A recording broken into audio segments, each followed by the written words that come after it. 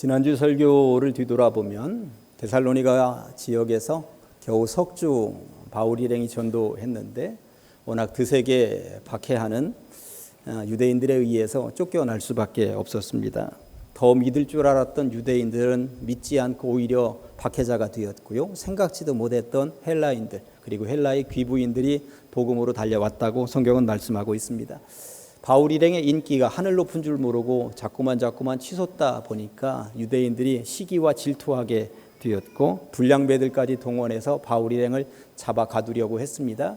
마침 바울은 그 핍박자들이 달려온다는 소식을 들어서 피신해 있었는지 아니면 다른 지역에서 사역을 하고 있었는지 아무튼 피신하게 되었고 데살로니가로부터 남쪽으로 베레아 지역으로 피신하게 되었다고 오늘 본문이 말씀하고 있습니다. 그렇게 이어지는 내용 오늘 10절과 11절 말씀이 이렇습니다. 밤에 형제들이 곧 바울과 실라를 베레아로 보내니 그들이 이르러 유대인의 회당에 들어가니라. 베레아에 있는 사람들은 데살로니가에 있는 사람들보다 더 너그러워서 간절한 마음으로 말씀을 받고 이것이 그러한가 하여 날마다 성경을 상고했다고 말씀하고 있습니다.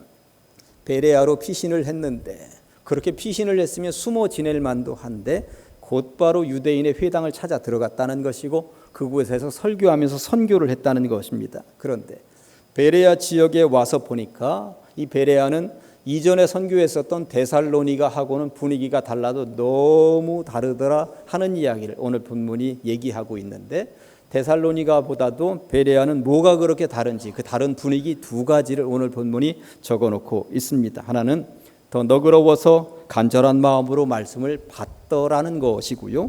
또 둘은 이것이 그러한가 하여 날마다 성경을 상고하더라라고 하는 것입니다. 하나하나 살펴보도록 하시겠습니다. 첫째, 제목이 좀 길죠. 더 너그러워서 간절한 마음으로 말씀을 받고 이것을 어떻게 줄여서 잡아볼까 했는데 어떻게 하나도 빼놓고 싶은 생각이 없는 거예요. 그래서 말씀을 그대로 더 너그러워서 간절한 마음으로 말씀을 받고 라고 제목을 길게 정해 보았습니다. 너그럽다라고 하는 단어가 눈에 들어오시죠? 너그럽다는 말이 무슨 의미인지 모르지는 않으실 것입니다. 그래도 제가 일부러 국어사전을 찾아보았어요. 그랬더니 마음이 넓어서 무엇이든지 감싸 안는 성질이다 이렇게 되어 있습니다. 마음이 넓어서 무엇이든지 감싸 안는 성질, 이게 바로 너그럽다 이런 단어에 들어있는 뜻입니다. 여러분들은 너그러우십니까? 너그러움의 원조가 어디인가 찾아보았더니 하나님이시더라고요. 너그러움의 원조는 하나님이십니다.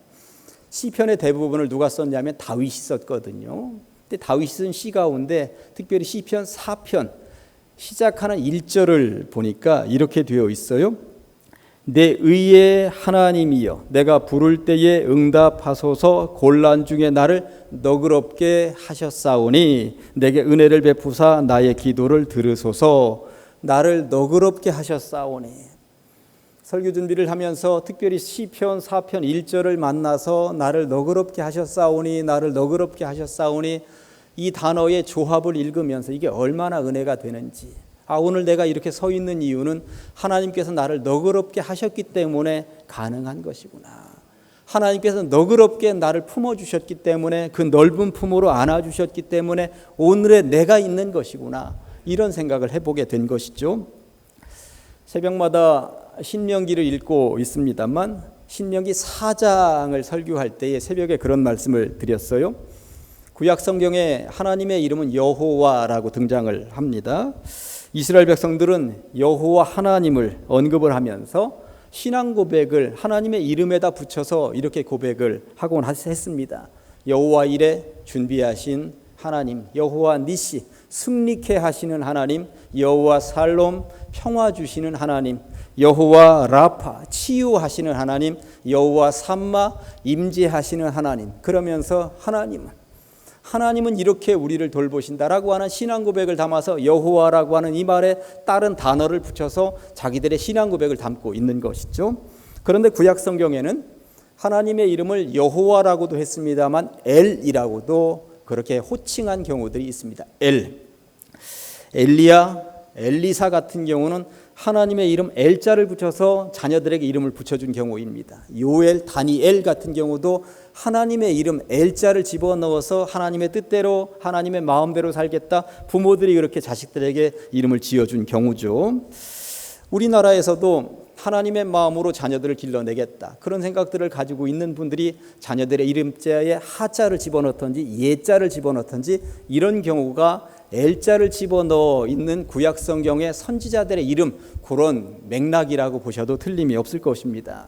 엘자를 집어넣어서 신앙 고백을 하는 경우는 엘리온 하면 강하신 하나님, 엘샤다이 하면 전능하신 하나님, 엘칸나 하면 질투하신 하나님, 이렇게 고백을 그들은 하고 있습니다. 그런데 시편 4편 1편을 통해서 다윗이 고백하는 또 다른 하나님 고백 하나가 등장을 했는데, 하나님을 어떤 하나님이라고? 너그러우신 하나님이라고, 너그러우신 하나님이라고, 엘라하브라고 하는 말입니다. 엘라하브, 하나님은 너그러우신 분이다. 나에게 있어서는 한없이 너그러우신 분이 하나님이시다. 다윗이 이렇게 고백을 남기고 있는 것이죠. 다윗의 인생을 한번 돌아보면 하나님의 너그러우심을 다윗만큼 체험한 사람이 누가 있겠는가 하는 생각을 해보게 되었어요. 다윗은 한 집안의 막내 아들, 8째 아들이었습니다.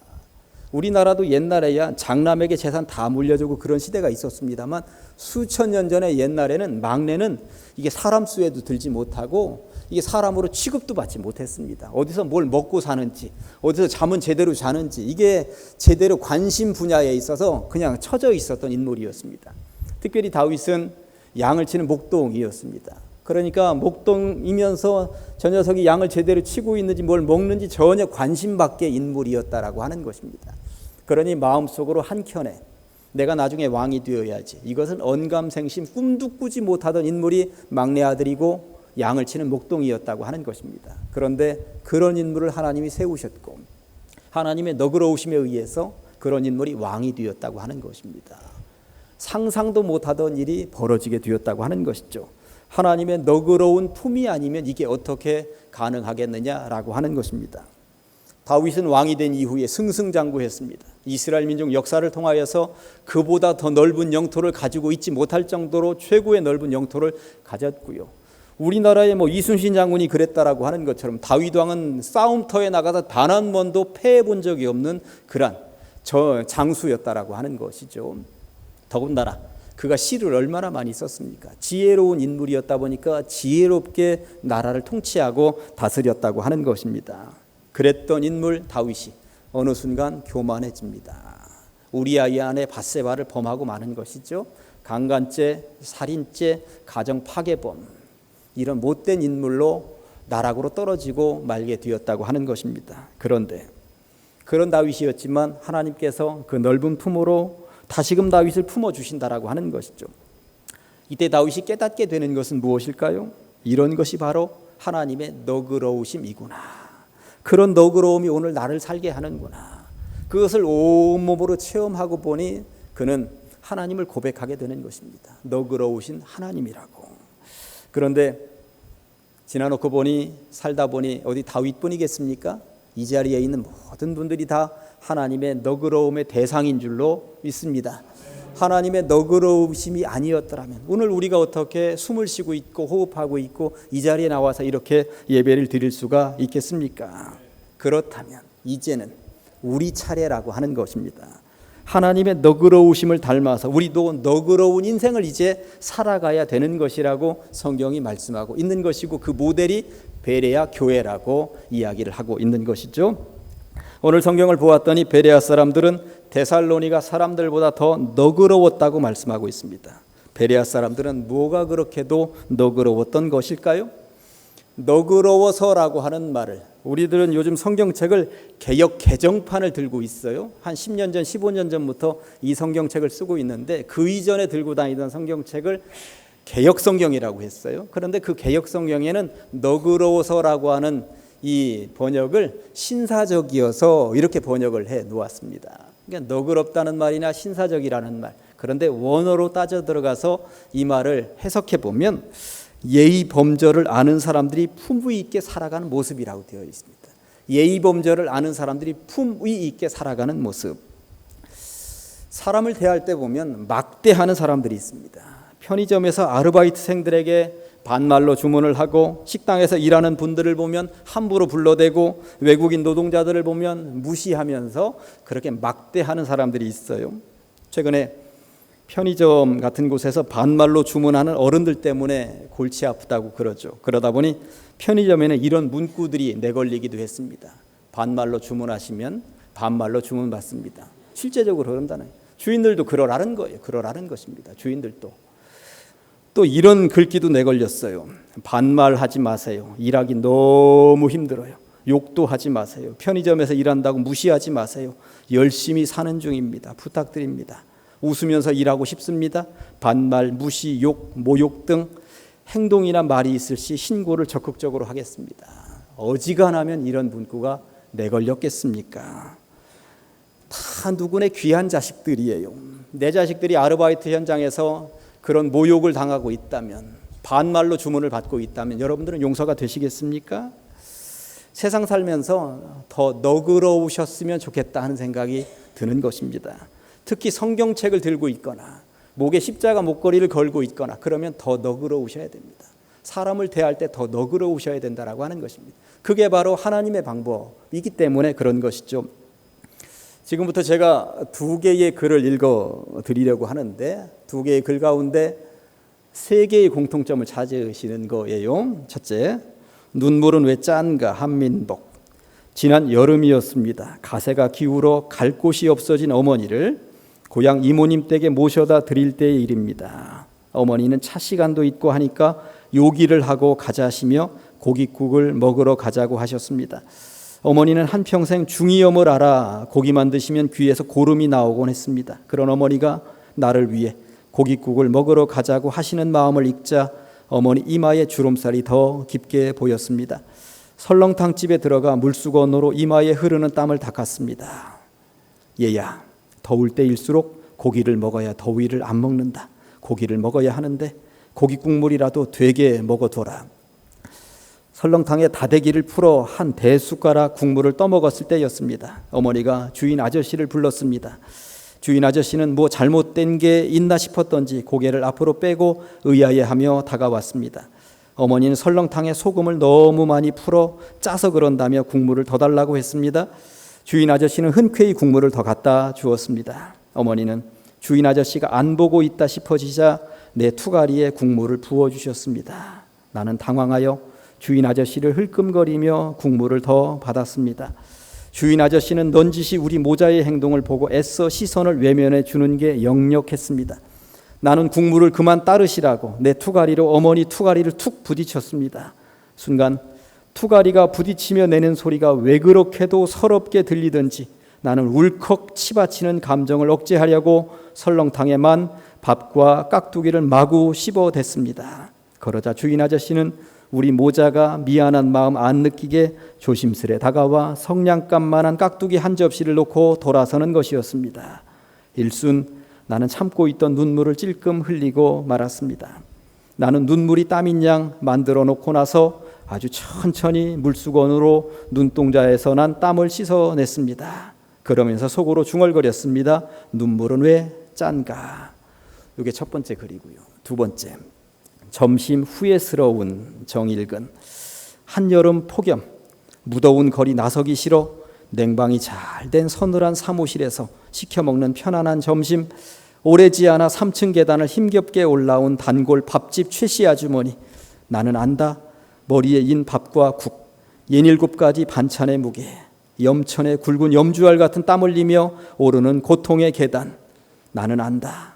머리에 인 밥보다도 무겁고 고통스러운 그녀의 삶, 신부전증을 앓고 있는 남편과 늙은 시어머니의 치매, 아직도 공부가 끝나지 않은 사남매, 단골이란 미명으로 믿고 들려준 그녀의 가족사. 나는 그녀의 눈을 피한다.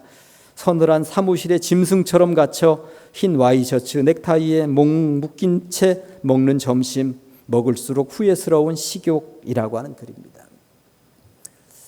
세 개의 공통점을 찾으셨나요? 두 개 다 산문처럼 수필처럼 쓰여져 있지만 두 개 다가 시입니다. 산문시라고 하는 시입니다. 두 번째는 여름의 공통점을 가지고 있죠. 뜨거운 여름, 뜨거운 여름. 세 번째 공통점은 둘 다 너그러움을 생각하게 하는 시라고 하는 것입니다. 첫 번째 시에는 어머니의 너그러움이 담겨 있습니다. 아들에게 고기 국물을 조금이라도 더 먹이고픈 어머니의 너그러운 마음이 등장을 하죠. 그런 모자지간의 정을 곁에서 가만히 살피며 모르는 채 깍두기를 더 가져다주는 주인 아저씨의 너그러움도 읽힙니다.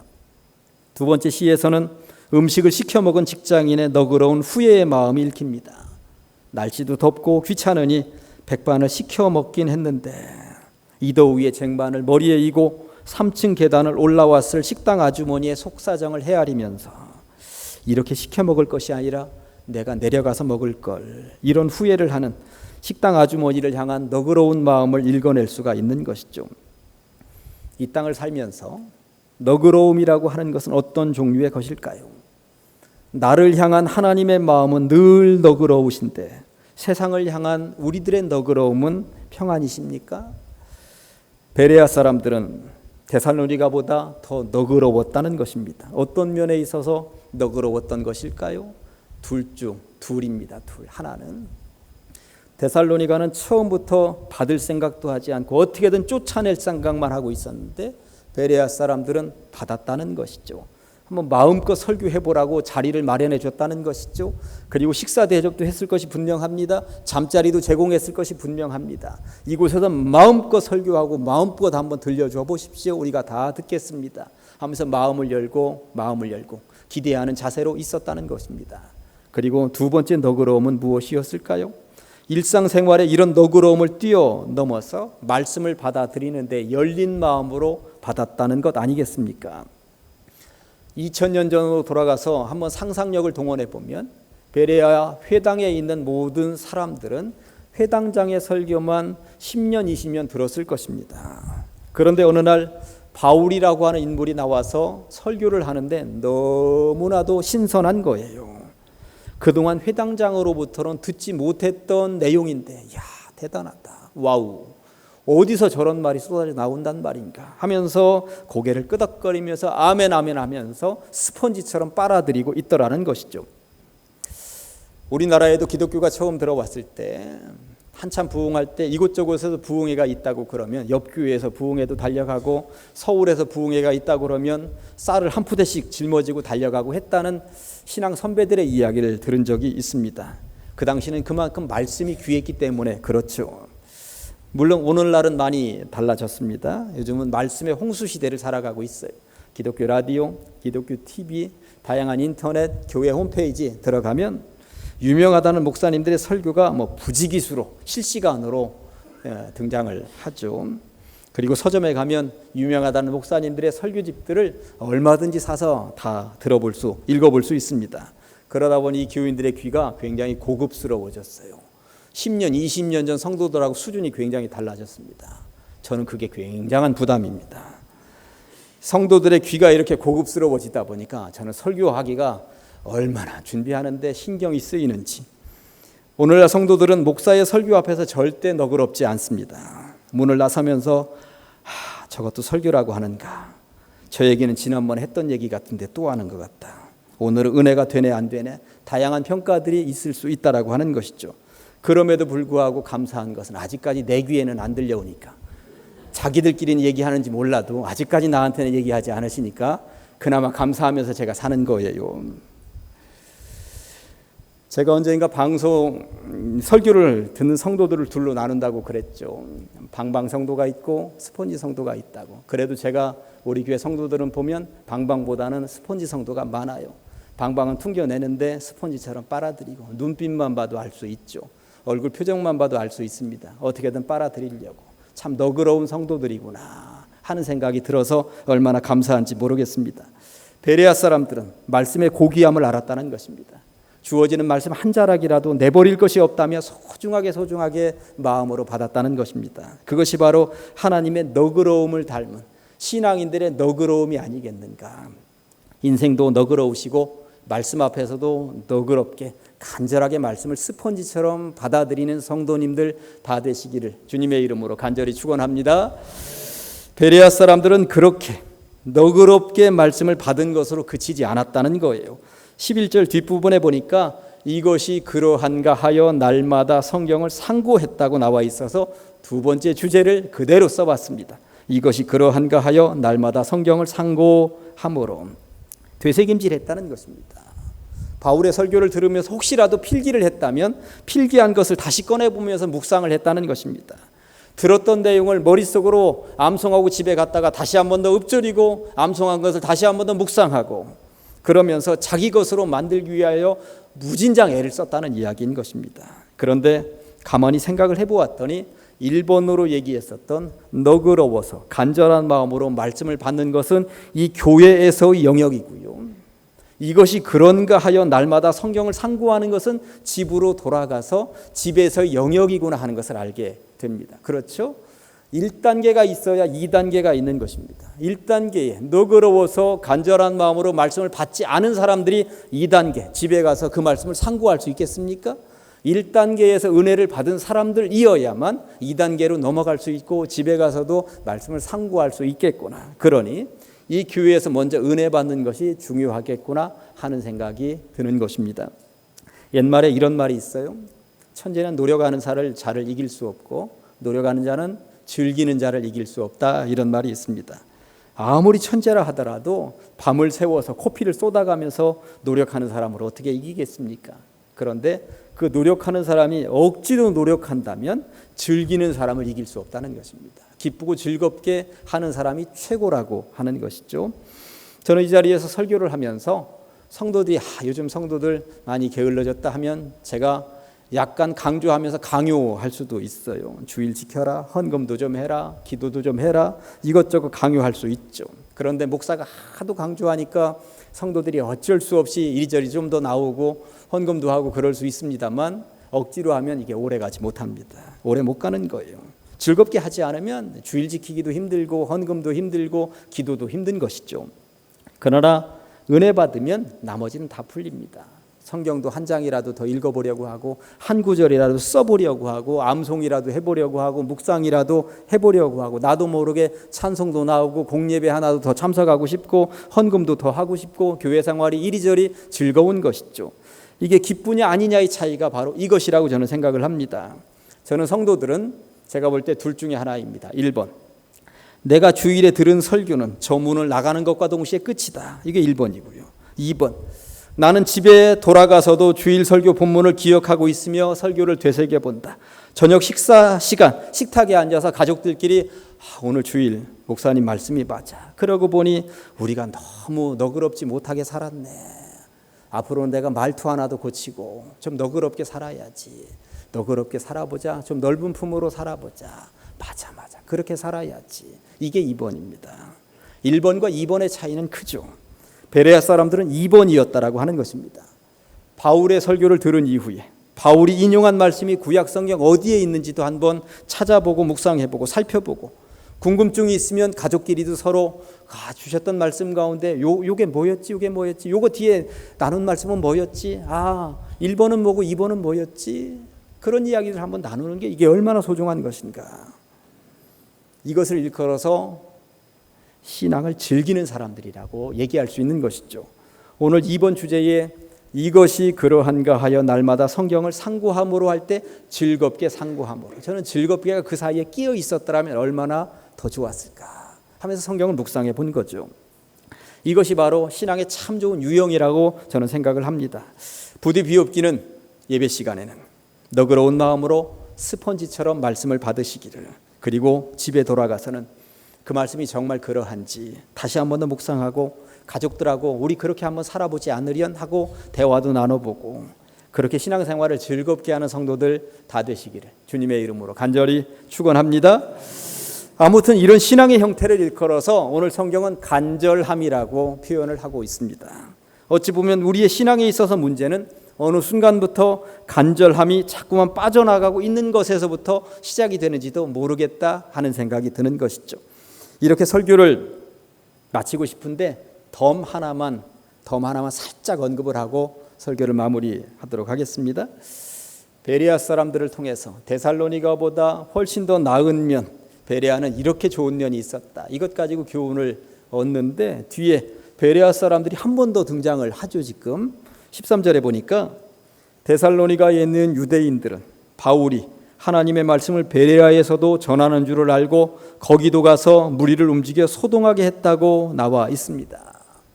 데살로니가에서 바울 일행을 쫓아낸 것 여기에 만족하지 않고 베레아에서도 복음을 증거한다 했더니 원정 핍박을 내려왔다는 이야기인 거예요. 그 거리가 40km였습니다. 우리말로 하면 백리길입니다.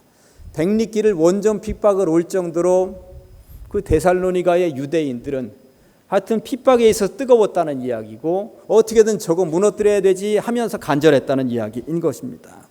가만히 보니 오늘 성경은 핍박자들의 간절함과 신앙인의 간절함을 지금 비교하면서 기록을 남겨놓고 있구나 하는 것을 알게 되죠. 핍박자들은 징글징글하게 간절한데 성도는 주일에 출석을 하고 여기에 이렇게 앉아있다가 돌아간 것으로만 만족을 한다면, 그래서 간절함이라는 영역에 있어서 핍박자들만 못하다면 아찔하지 않습니까? 이제 말씀 정리합니다.